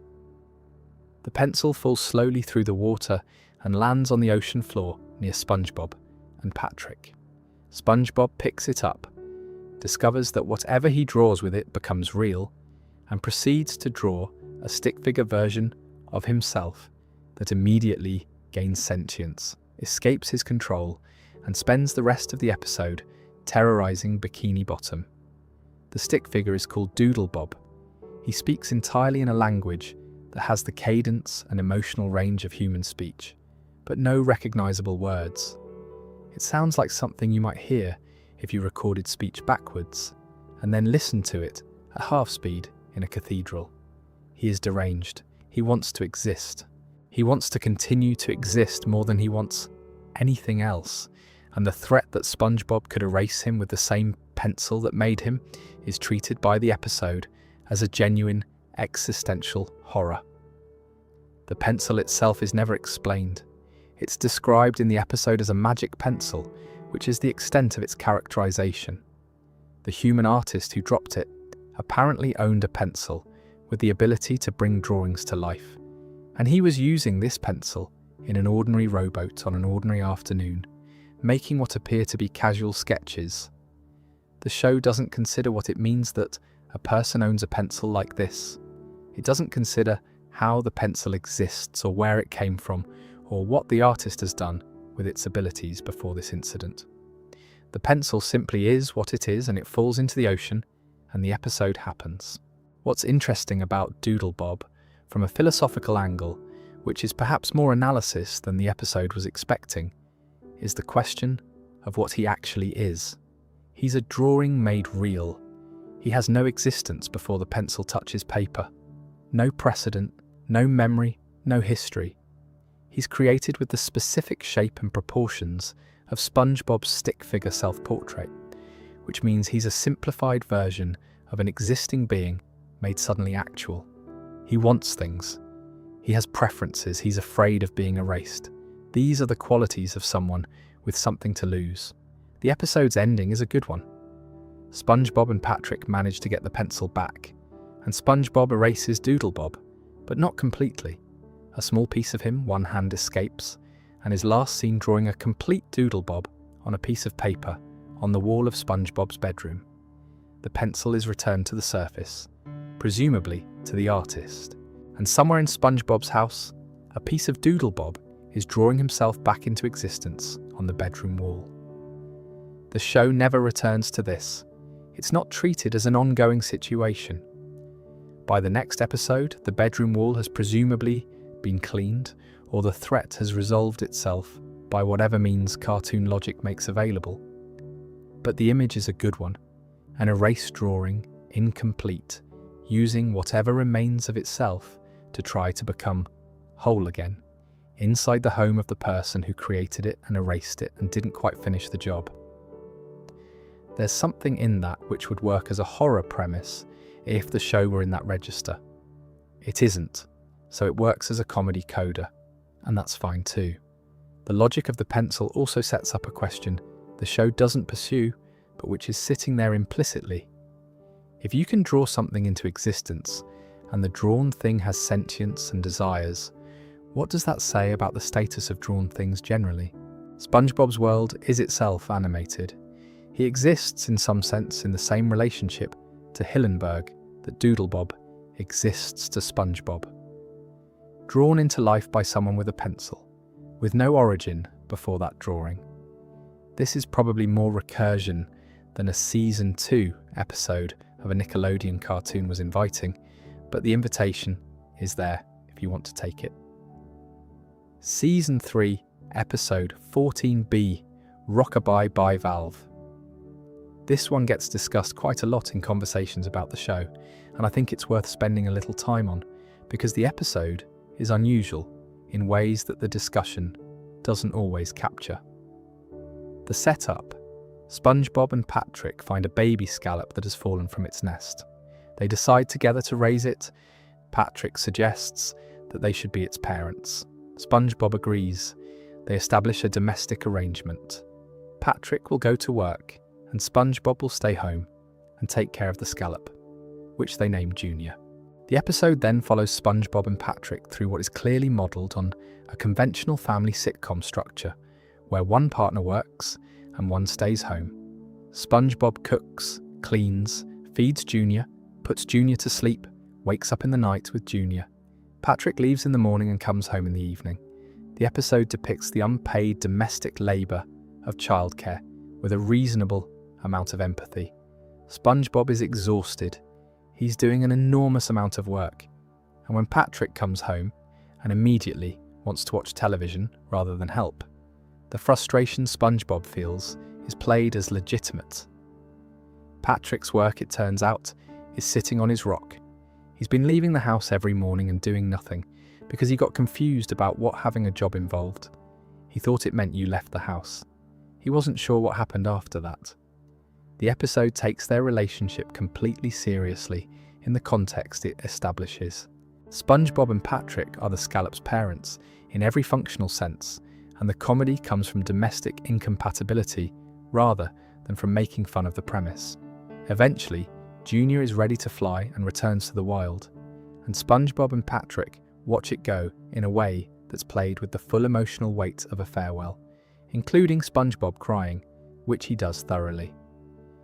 The episode exists and is part of the show's broadcast history and is available on DVD and streaming and is never referenced in any subsequent episode. The scallop is gone. The arrangement is never mentioned again. SpongeBob and Patrick continue as best friends without any of the established domestic history apparently affecting their dynamic in future episodes.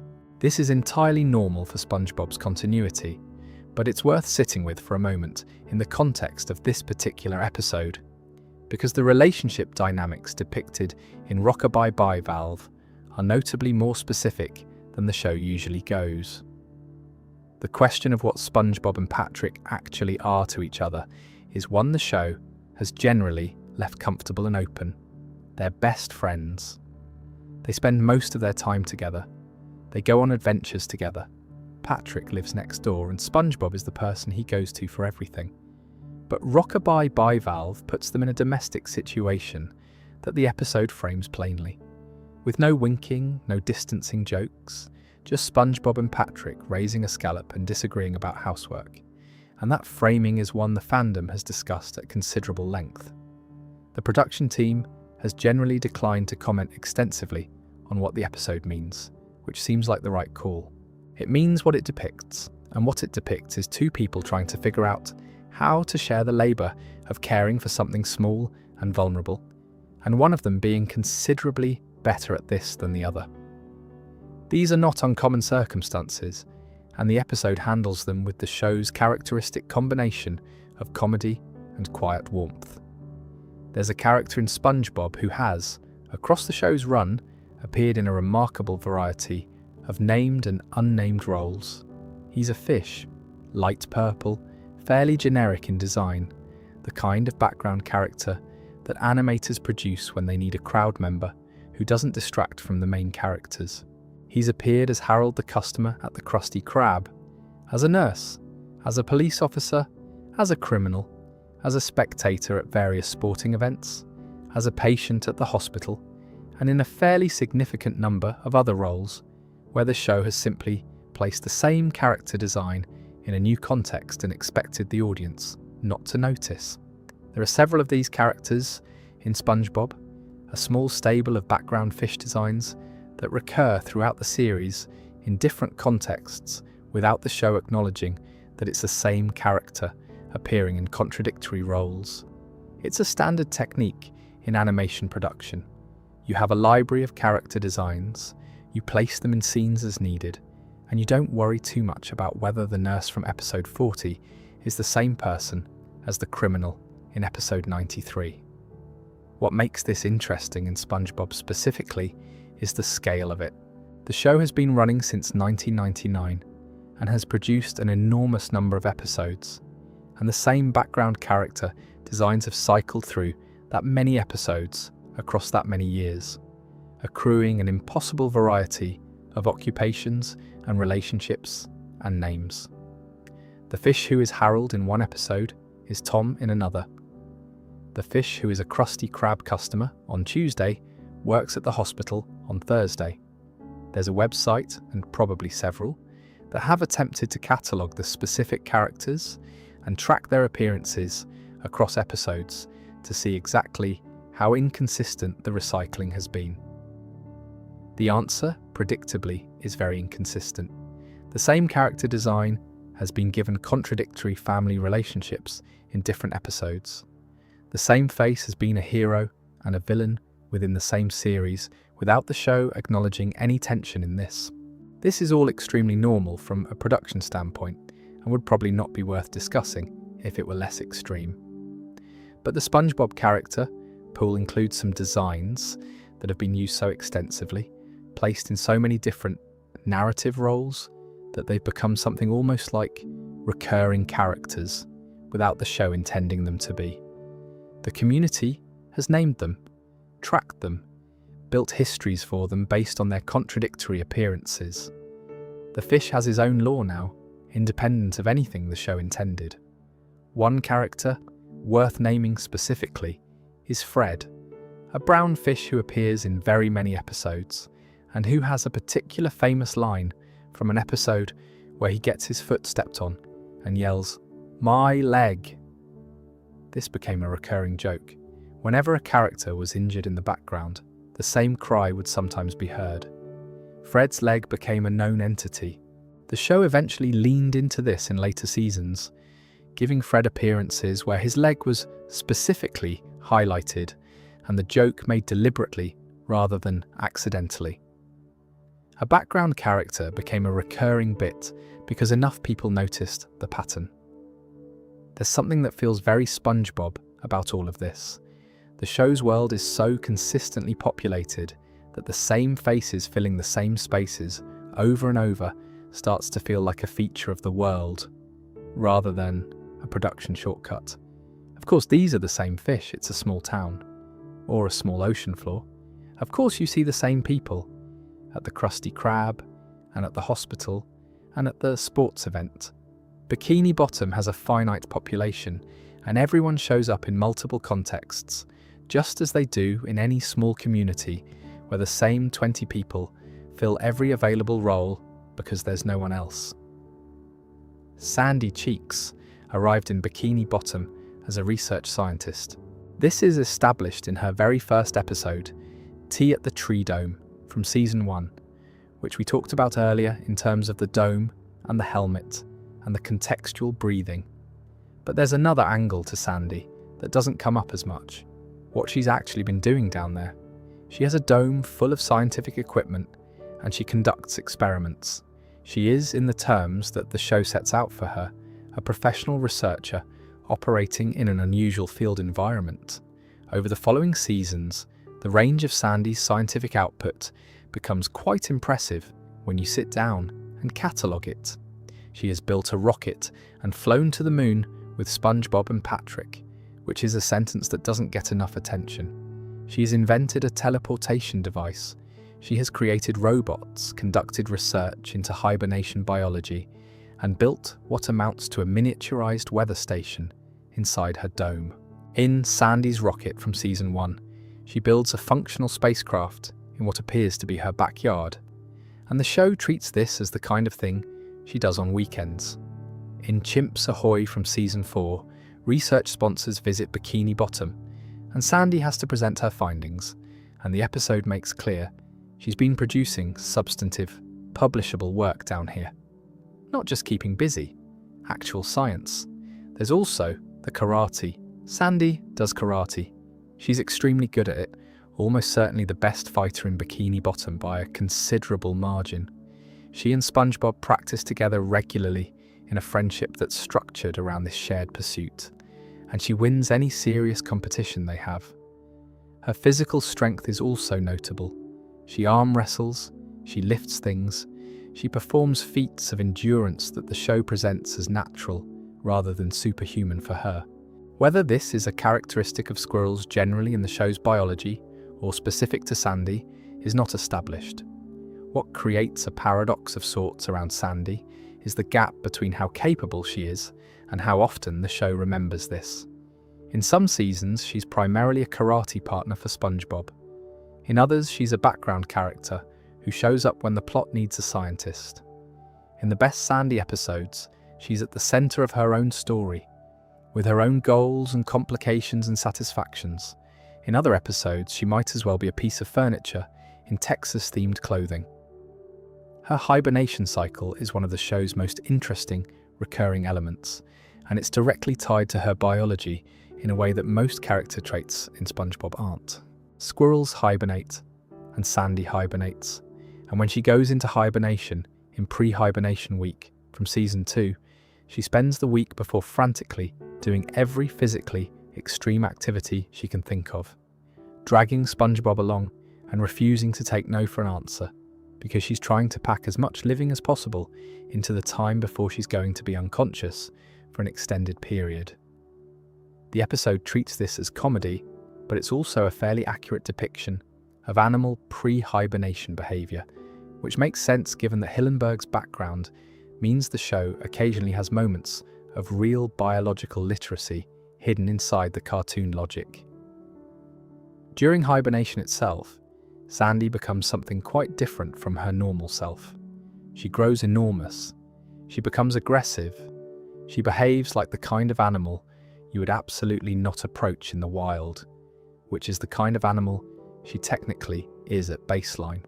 The friendly, intelligent, karate-practicing scientist is overlaid on something much more primal, and the hibernation episodes let that other version surface. It connects to the nuclear theory discussed earlier in this video, because whatever mutation produced the talking squirrel in the dome, presumably also produced these more animal moments when her normal self is suspended. Her homesickness for Texas is a recurring emotional note that the show plays with varying degrees of sincerity. There's an episode called Texas from Season 1 where she decides to go home because she misses it, and SpongeBob and Patrick have to convince her to stay. The episode treats her feelings as real and her attachment to her home as something genuine rather than a joke, even as the comedy around it involves increasingly absurd attempts by SpongeBob and Patrick to keep her there. She stays. She keeps staying across many subsequent seasons.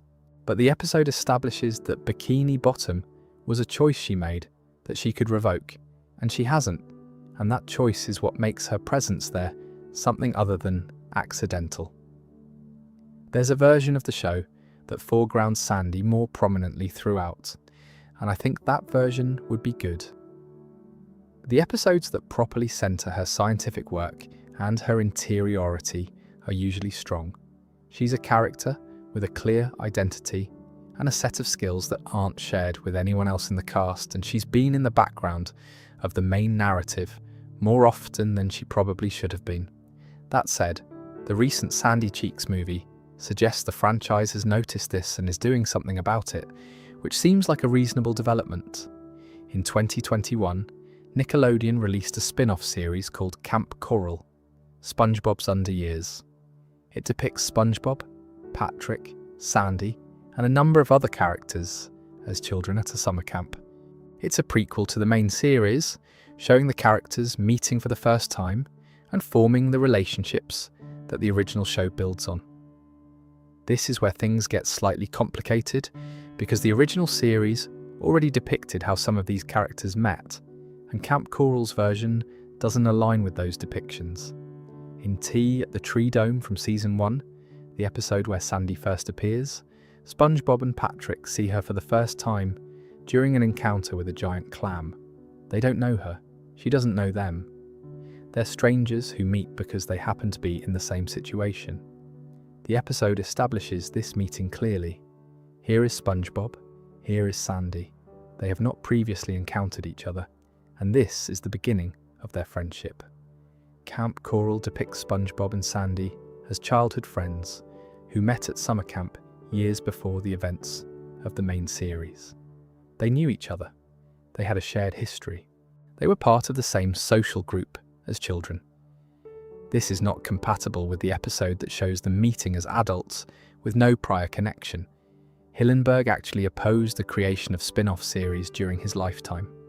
He felt strongly that the world of SpongeBob SquarePants was specific to SpongeBob SquarePants, and that extending it to other formats and other characters' stories would dilute what made the original special. After his death, the spin-offs moved forward. Camp Coral was produced and aired, and its version of the character's backstory became part of the Nickelodeon catalogue, whether or not it's compatible with what the original show established. This is the kind of situation that large franchises find themselves in all the time, and the audience usually has to sort out its own relationship to the different versions. Some people treat Camp Coral as fully canonical and adjust their reading of Tea at the Tree Dome accordingly, which requires some mental gymnastics but is manageable. Some treat the original series as the primary text and the spin-offs as supplementary, which is probably where most long-term fans have landed. And some enjoy both without trying to reconcile them, which is honestly the most sensible approach if you can manage it. The same issue applies to the formula's origin.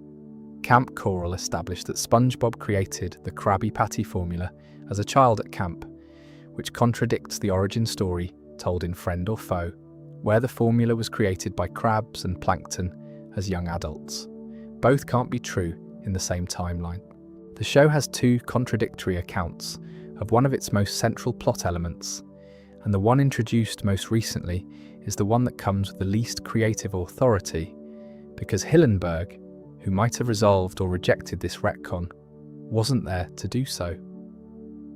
There's something melancholy about this that I don't want to overstate, because the spin-offs have found their own audience and are clearly enjoyed by people who come to SpongeBob through them. But the paradox of backstory is that once you've established something, you can't unestablish it without creating a question about which version is real. The original meeting in Tea at the Tree Dome happened. Camp Coral also happened. The show's world now contains both, incompatible, sitting alongside each other.